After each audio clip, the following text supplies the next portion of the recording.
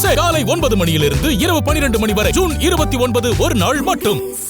சென்னை மாநகராட்சி மாமன்ற கூட்டத்தில் மேயர் பிரியா முன்பு திமுக அதிமுக பயங்கர மோதலில் ஈடுபட்டுள்ள வீடியோ வெளியாகி அதிர்ச்சியை ஏற்படுத்தியுள்ளது.